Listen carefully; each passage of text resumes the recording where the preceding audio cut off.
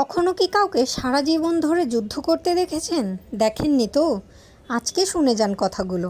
সারা জীবন যুদ্ধের সংগ্রামে সংগ্রাম করে একজন পিতা, সারা জীবন সংসারে সংগ্রাম করে বা যুদ্ধ করে একজন মা।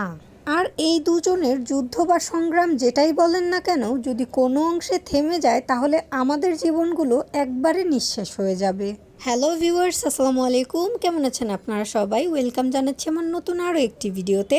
ছোটোবেলা থেকে আমাদের মা বাবা আমাদের জন্য যতটুকু স্যাক্রিফাইস বা ত্যাগ করে আসছে তার ছিটে ফোটাও যদি আমরা বুঝতে পারতাম ছোটোবেলায়, হয়তোবা আমরা ছোটোবেলায় সেই বাহানাগুলো করতাম না।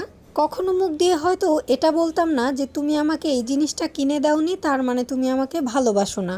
যদিও আমাদের তখন কোনো জ্ঞান থাকে না, এই জন্যই আমরা এই কথাগুলো বলি, কিন্তু পরবর্তীতে কিন্তু সেই কথাগুলোর জন্য প্রচণ্ড আফসোস হয়। সেই আফসোসের পরে গিয়ে কেউ আমরা ক্ষমা চাইতে পারি, আবার আল্লাহ তাআলা অনেক সময় কাউকে ক্ষমা চাওয়ার সুযোগটা না দিয়েই নিয়ে চলে যায়।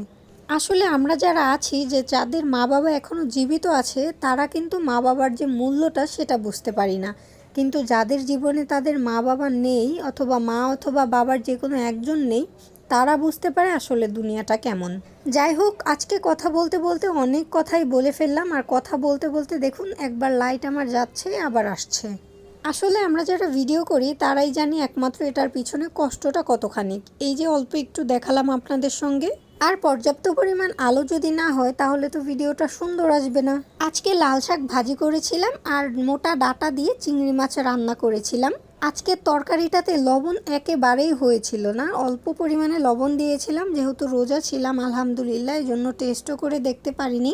যদিও আমি লবণ দেখি না, এরপরেও আন্দাজ মতো হয়ে যায়, কিন্তু আজকে ইফতারের পরে যখন ভাত খেতে বসেছি তখন দেখি যে তরকারিতে এক ফোঁটাও লবণ হয়নি। কি আর করার, সবার তো আর সবসময় রান্না একরকম হয় না বলেন। কিন্তু আজকে তরকারির কালারটা দেখেছেন কতটা সুন্দর এসেছে। পরবর্তীতে যখন আমি লবণ দিয়েছিলাম, এরপরে খেতে খুবই মজা হয়েছিল। আজকে আর বকবক করব না, ভালো লাগছে না। সবাই ভালো থাকবেন। আল্লাহ হাফেজ।